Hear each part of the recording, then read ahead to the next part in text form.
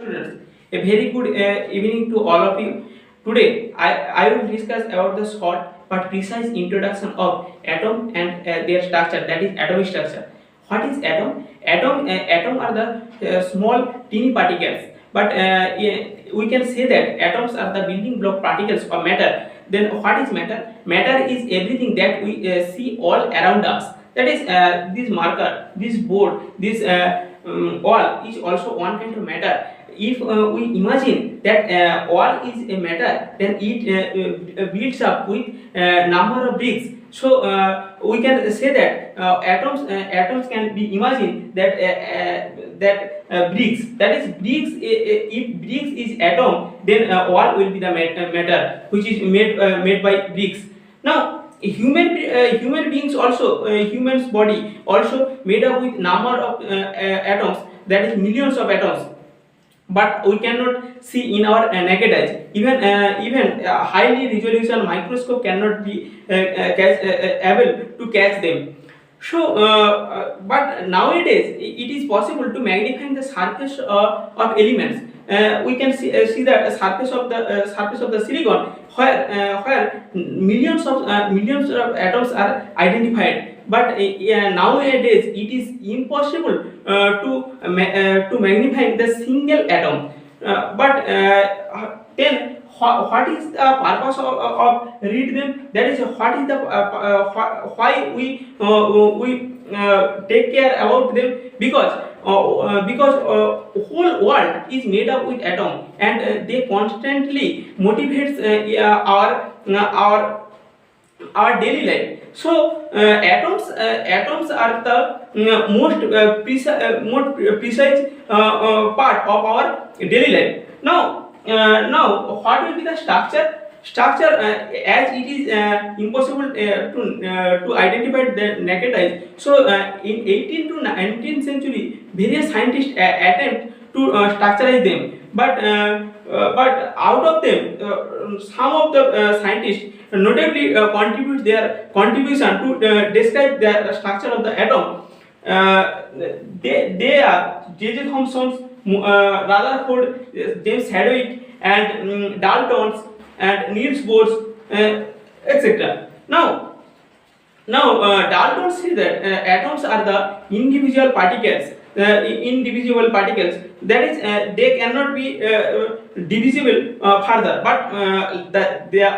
But his later scientist says that atoms are made up with number of particles. There are three number of particles, that is electron, proton, and neutron. Electrons are negatively charged, which is discovered by J.J. Thomson, and protons are the positively charged, which is discovered mostly Rutherford, and neutrons are the neutral particles, which is discovered by the James Hadwick. And interestingly, J.J. Thomson's students were Rutherford, and Rutherford students were James Hadwick.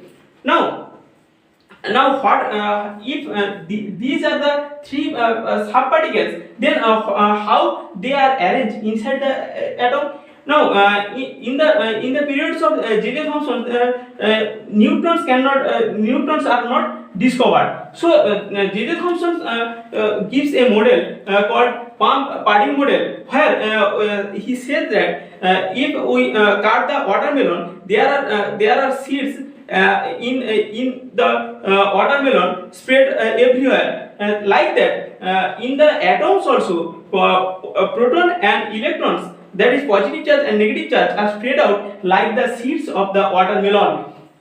But Rutherford, in their discovery, he says that it is not true, because all the mass are inside the center of an atom, and he says that in the atom, protons are at the center and electrons around them due to the electrostatic force of attraction. But Rutherford's model no longer be active, because if electrons are negatively charged, so when negatively charged particles around in a circular orbit, it will losses its energy due to the electromagnetic radiation. So if it continuously loses its energy, then electrons may be fall inside the center. So Rutherford model cannot describe the stable structure of the atom. Now